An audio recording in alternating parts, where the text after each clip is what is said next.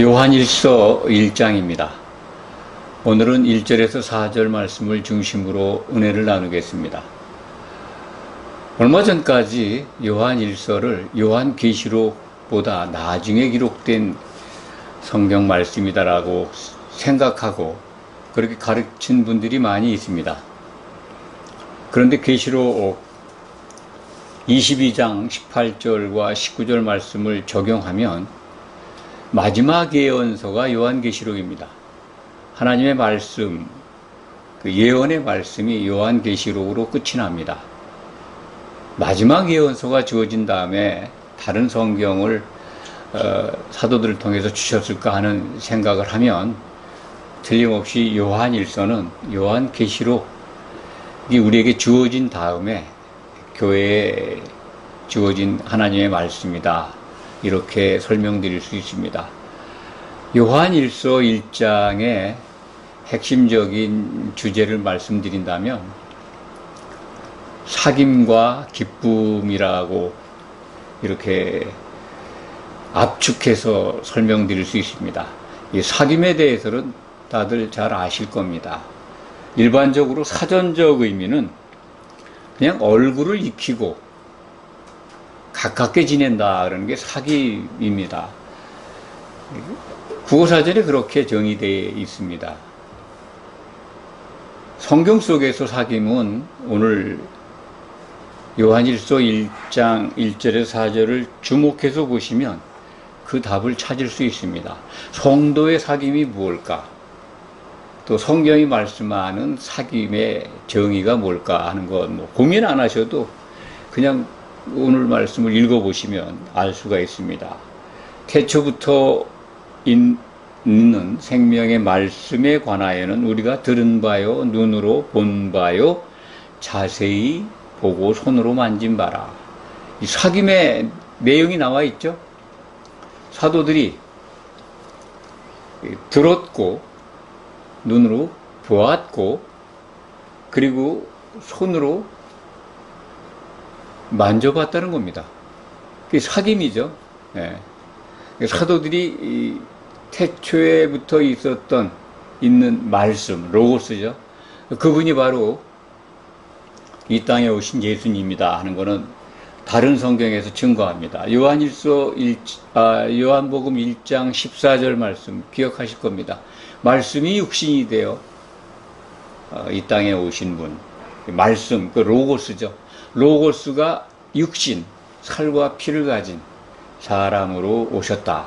하나님의 논리가 하나님의 생각 속에 있었던 그 일을 위해서 말씀이 그 논리 자체가 사람이 되셨다. 예수님이 오셨어요. 태초부터 있었던 그 말씀, 로고스가 사람이 되셨다. 그런데 그분을 만지고 자세히 보고 그분께 들었다는 겁니다. 이게 사귐입니다. 사도가 지금 성도에게 사귐을 일러주는데 자기들이 먼저 말씀이신 성육준하신 예수님을 듣고 보고 만졌다. 사귀었다는 거죠. 그래서 오늘 말씀 1절 4절에 요한일서 1장 4절에 보면 편지를 쓴 목적을 기록해 놓았습니다. 내가 이것을 너희에게 쓰면 우리의 기쁨이 너희에게 충만하게 하려 함이라. 원문에는 이제 우리가 찾을 수 있는데 그냥 우리의 기쁨이 충만하게 하려 한다라고 우리말 번역이 되어 있습니다. 그리고 읽어보면은 자기들의 기쁨을 위해서 이 편지를 쓴다. 사도가 자기 기쁨을 위해서 편지를 쓰는 것처럼 그렇게 이제 오해할 수 있도록 문장이 기록되어 있습니다. 예, 다시 말씀드립니다. 사도가 이것을 지금 요한일서를 쓰는 거죠. 사귐에 대해서 이렇게 알려주는 거는 사도들이 갖고 있는 기쁨을 너희에게 교회 성도들에게 충만하게 하려 한다는 거죠. 이 사귐의 목적을 우리가 여기서 알 수가 있습니다. 편지를 쓰는 목적, 그거는 사귐이 있게 하는 건데, 그 사귐의 목적이 뭐냐? 너희들에게 기쁨이 충만하게, 우리가 갖고 있는 기쁨을 충만하게 나누어 주려고 한다. 사귐이 있게 하겠다 하는 겁니다. 그러면 오늘 말씀을 보면은, 사도들이 어떤 기쁨을 가지고 있는데, 이거를 성도들과 공유하고 싶다는 거예요. 나눠주고 싶다. 자기들이 예수님과 사귀어서 그분을 알고 그분의 기쁨을 받았는데 그거를 성도들에게 알려주고 싶어서 지금 편지를 쓴다. 요한일서를 쓰고 있는 목적을 지금 1서 1장 1절에서 4절 사이에서 우리는 확인할 수가 있습니다. 로고스, 그 생명이 나타났는데 2절에 보면 이 영원한 생명을 우리가 보았고, 예수님입니다.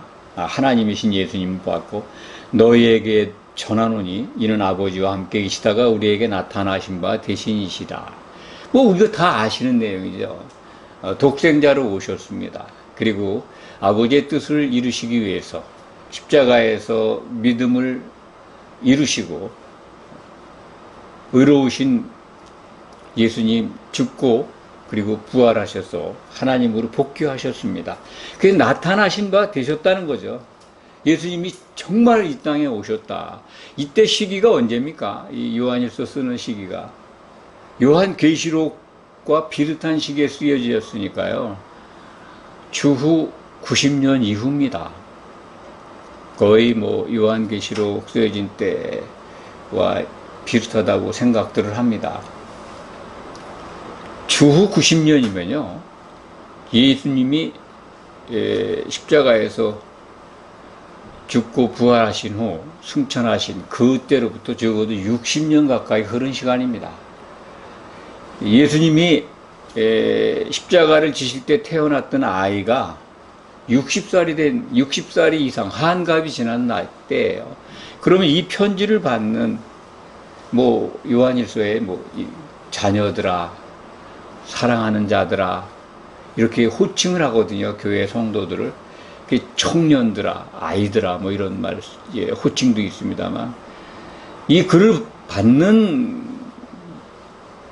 이 교회 성도들이 뭐 한 20대, 뭐 한 30대라고 봐도요, 얼마 예수님이 정말 이 땅에 오셨었나? 궁금해할 분들도 있을 겁니다. 60년이나 흘렀으니까요. 사도 요한은 뭐 100살 가까이 살았다고 하는 전승이 있습니다.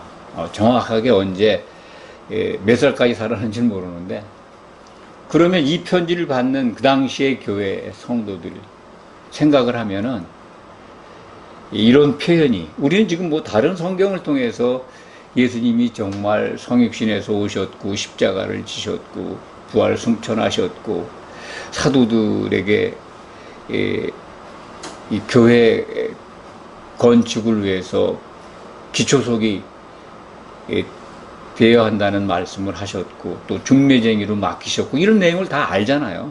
요한일서 이걸 다시 정리하는 거는 그리스도와 사귐을 자기들이 이루고 있는데 너희도 하나님과 예수 그리스도와 사귐이 필요하다. 그것을 위해서 지금 내가 쓰는데, 그럼 먼저 우리가 어떻게 해야 하겠습니까? 예수님은 하나님 자리로 복귀하셨는데 우리가 예수님과 사귈 수 있는 방법이 뭘까요? 우리는 그 과거에 다른 경로를 통해서 많이 배웠습니다.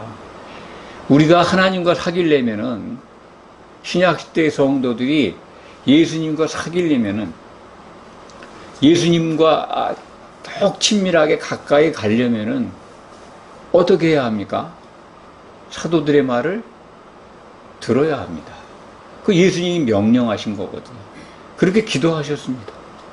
사도들의 말을 듣고 나를 믿는 자들을 위해서 예수님께서 기도하신 거 기억하시기 바랍니다. 유다서 17절에는 너희는 교회죠. 성도들은 사도들이 미리 한 말을 기억하라. 예, 그 말을 들어야죠. 들어야 예수님과 사귐이 있다는 겁니다. 그렇다면 우리가 먼저 하나님과 사귐을 가지려면은 사도들에게 달려가야 돼요. 왜? 사도들은 예수님과 사귐을 갖고 있잖아요. 예수님의 생각을 공유하고 있습니다. 사귐이라는 말씀을 다른 말로 이렇게 우리가 이해한다면 소통한다, 뭐 교통한다, 교제한다, 또 지식이나 정보 같은 걸 공유한다, 함께 누린다, 이런 표현들이 다 같은 맥락의 언어들입니다. 그러니까 예수님과 사귀려면은 예수님을 눈으로 보고 듣고 만진 그분들이 전하는 말씀을 들어야죠. 성경에 또 그렇게 명령되어 있으니까, 예수님은 또 그것을 위해서 기도하셨으니까, 우리가 사도들과 사귀려면 어떻게 해야 됩니까? 그러면 그들이 남긴 사도들이 말을 하나님께 받아서 기록한 그들의 글을, 신약 성경을 보면 됩니다. 신약 성경에 딱 붙어서 사도들과 사귀면 틀림없이 예수님과 사귀게 되는 거예요. 그래서 이걸 쓴 겁니다. 3절에 보면 이런 말씀이 있잖아요. 우리가 보고 들은 바를 너희에게도 전함은, 저는 이 글을 쓴 목적이죠. 너희로 우리와 사귐이 있게 한다. 너희 성도들이 사도들과 사귐이 있게 하기 위해서 이걸 쓴다. 우리의 사귐은 아버지와 그의 아들 예수 그리스도와 더불어 누림이라. 사도들이 사귀고 있는 거는요, 사도들이 지금 공유하고 있는 거는 아버지 하나님과 그의 아들 예수 그리스도와 더불어 누리고 있는, 오늘 말씀을 적용하면 그 누림이 뭔지를 알 겁니다. 성령이 주시는 모든 것이죠. 그걸 누리고 있다는 거죠. 그리스도와 더불어 누리고 있는데, 그 중에 가장 중요한 게 뭐냐? 제일 사도 요한이 그 성도들에게 말씀을 이걸 일러주고 싶은 게 기쁨이에요. 아버지와 그의 아들 예수와 지금 자기들이 누리고 있는데, 사도들이 그 누리고 있는 것 중에 지금 내가 이 편지를 쓰는 것 목적이 우리가 갖고 있는 그 누림 가운데 있는 기쁨을, 4절이죠. 너희에게 충만하게 하기 위해서 이 글을, 이 편지를 쓴다는 겁니다. 그러면 우리가 참 예수님 안에서 믿음 생활을 하고 예수의 생각으로 같아지고 또 뭐 예수와 동행해야 한다, 이런 말씀들을 많이 듣고 그것을 원합니다. 예수님과 동행한다. 예수님과 사귀고 있다는 거죠. 사귄다는 거예요.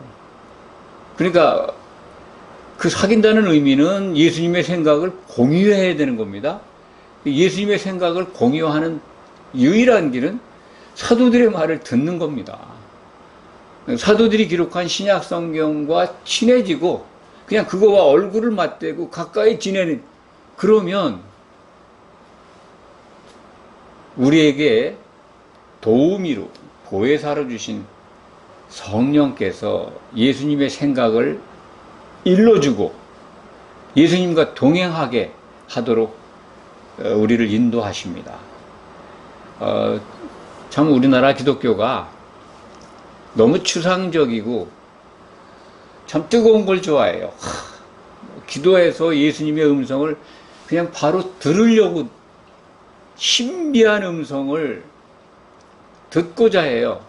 이제 구약 성경 보면 뭐 세미한 소리를 하나님께서 하는 소리를 들은 것, 또는 뭐 선지자들에게 직접 말씀을 주시고 한 그런 것, 시편에도 기록되어 있고 또 선지서에도 기록이 된 그런 것들을 모방해서 정말 하나님께서 무슨 뭐 음성을 들려주고 가지고, 누구야, 나는 너의 여호와다, 너는 이렇게 해라, 이렇게 뭐 구체적으로 뭔가 다른 사람 못 받는 거 특별한 걸 받으려고 덤벼들어요.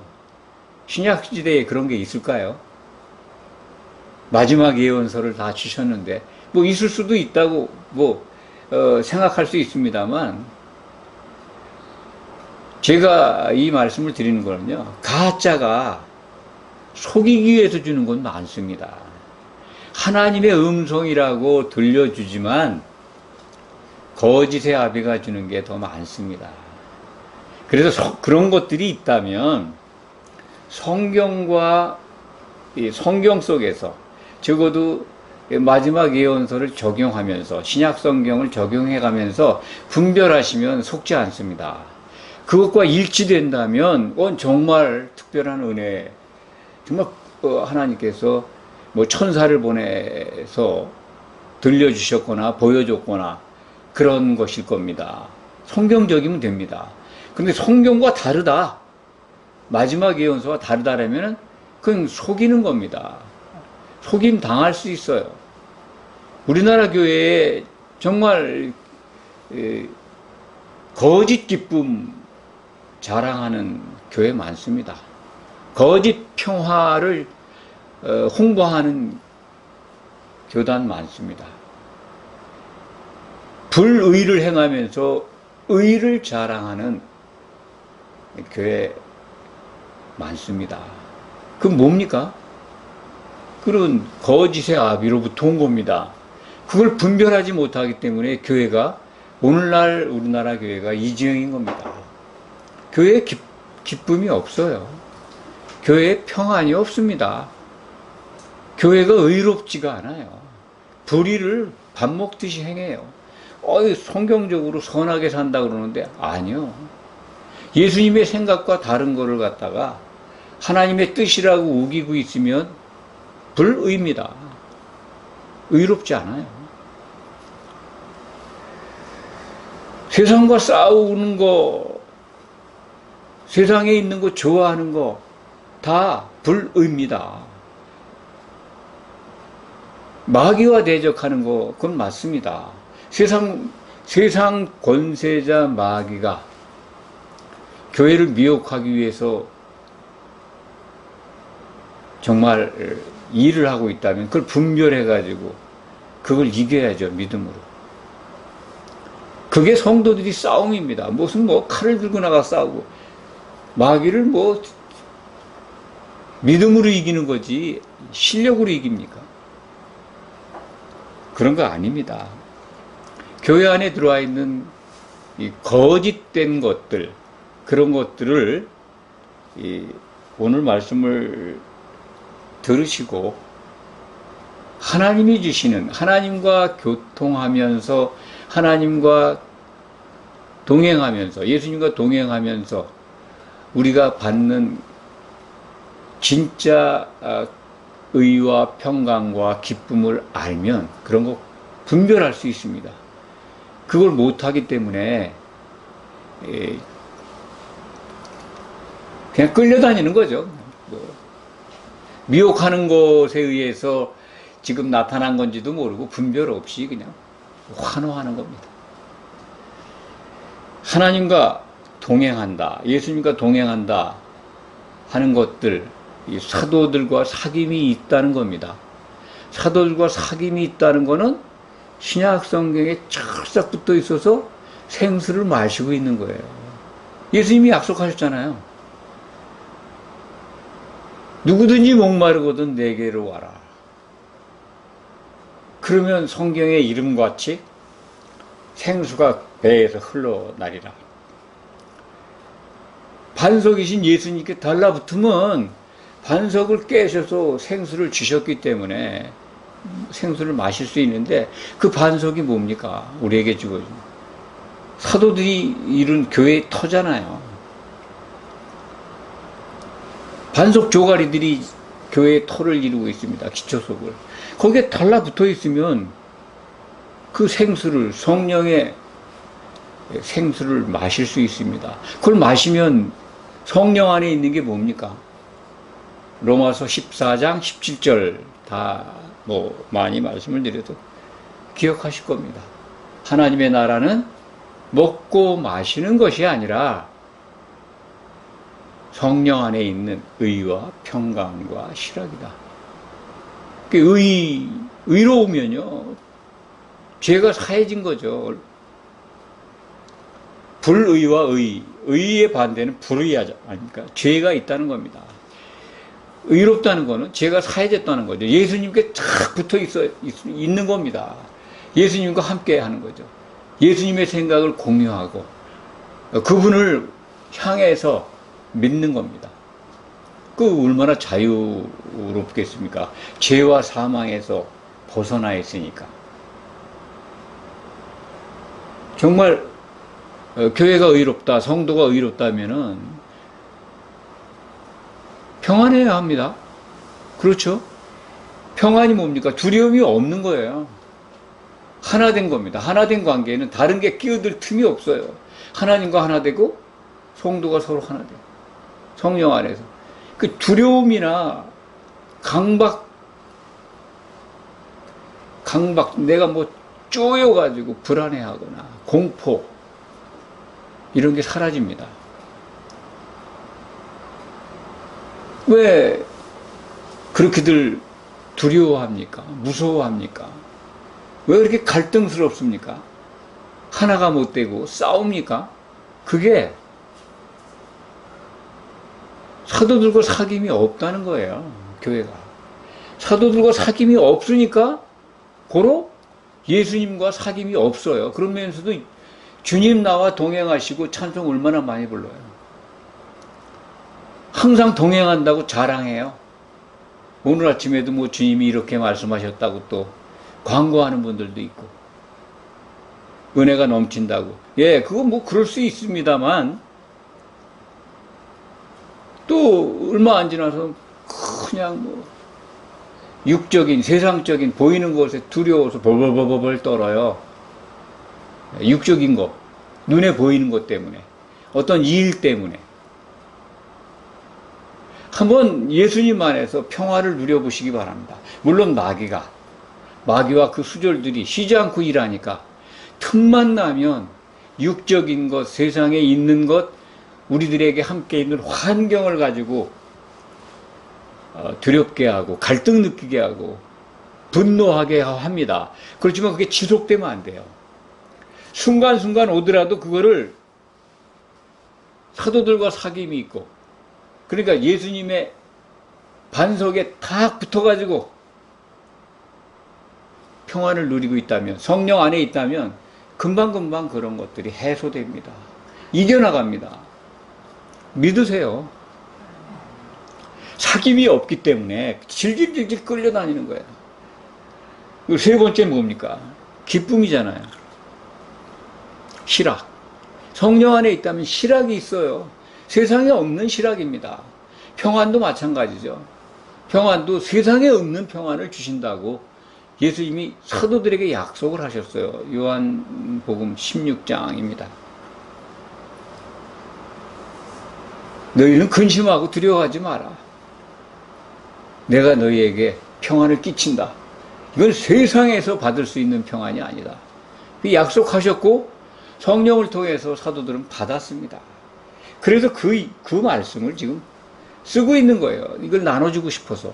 우리와 사귐이 있으면 예수님이 약속하신 것 다 너희가 받고 누릴 것이다. 이게 누림이라는 단어가 있습니다. 예수 그리스도와 더불어 누리게 된다. 거기에 나아가 로마서 14장 17절 성령 안에 있는 의와 평강과 세 번째 실학, 기쁨입니다. 기쁨.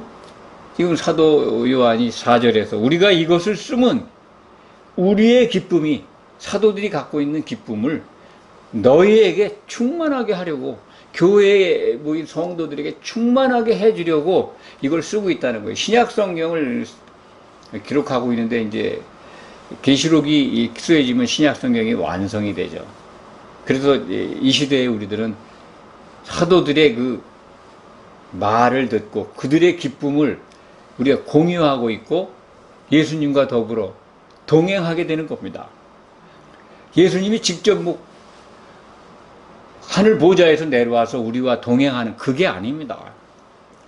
사도들에게 탁 붙어서 신약 성경을 주목해서 보고 사귐이 있으면 성령 안에 있게 되는 거고, 성령을 통해서 예수님과 우리가 동행하는 겁니다. 성령을 마시는 거죠. 그래서 예수님과 동행하는 자들, 예수님과 동행하는 성도가 있다면 증거가 있습니다. 오늘 말씀의 제목이죠. 주님과 동행, 사귐하는 자들의 증거. 그게 뭡니까? 오늘 말씀만 적용하면 기쁨이에요. 요한 사도가 요한 1서 1장을 기록한 목적이 그겁니다. 우리와 동행하자, 우리와 사귀자, 우리와 교제하자, 얼굴을 익히고 아주 가깝게 지내자, 우리에게 딱 붙어라. 그러면 주님과 동행할 수 있어. 주님이 그러면 동행하게 되면 성령 안에서 누리는 그 의와 평강과 기쁨을 누리게 돼. 그 중에서 제일 핵심이 뭐냐? 기쁘다는 거예요. 어떤 기쁨? 세상이 주는 기쁨이 아니라는 겁니다. 이 안에서 세상의 환경과는 관계가 없습니다. 내적 기쁨입니다. 세상의 일이 잘 돼서 내가 무슨 기도하고 간구하는 것들이 이루어져서 추구하고 계획했던 일들이 잘 성취돼서 오는 기쁨, 그런 게 아닙니다. 어려운 취직시험에 붙었다든지, 들어가기 힘든 명문대학에 들어갔다든지, 주변에 있는 사람들, 아니면 가족이면, 또는 자녀들이, 기쁘죠. 정말 합격하기 어려운 공무원 시험에 합격했다든지, 그런 것도 기쁠 수 있습니다. 그런데 그런 것들을 뛰어넘는 세상에 없는 기쁨입니다. 아갈리아오라고 말씀을 과거에 드렸습니다. 베드로전서 1장 6절 이하, 참 크게 기뻐하라 라는 말씀. 궁극적으로 나타나는 것, 최종적으로 교회가 완성됐을 때 그 기쁨을 누리게 됩니다. 요한계시록 19장 7절에 기록되어 있습니다. 어린 양의 혼인잔치에서 할렐루야를 부르면서 그 기쁨을 누리게 됩니다. 하나님이 통치하셨다. 통치 결과가 어린 양의 신부가 준비됐다. 그래서 혼인식이 이루어지는데 기뻐하고 즐거워하라는 겁니다. 그 기쁨, 세상에 없는 기쁨을 우리는 맛볼 수 있습니다. 그게 사도들과의 사귐이 이루어지고 예수님과의 사귐이 이루어지고, 그러면 예수님과의 사귐 안에, 성령 안에 있는 그 기쁨을 누리게 됩니다. 예수님과 동행하고 계십니까? 그럼 점검해 보시기 바랍니다.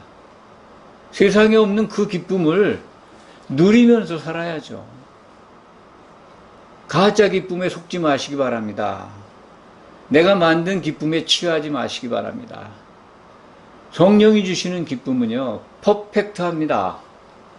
비교할 수 없는 기쁨입니다. 배에서 생수가 나오듯이 마음에서 샘이 솟구치는 기쁨을 맛볼 수 있습니다. 그것을 늘 공유하시는 성도 여러분이 되시기를 간절히 소망합니다. 기도하겠습니다.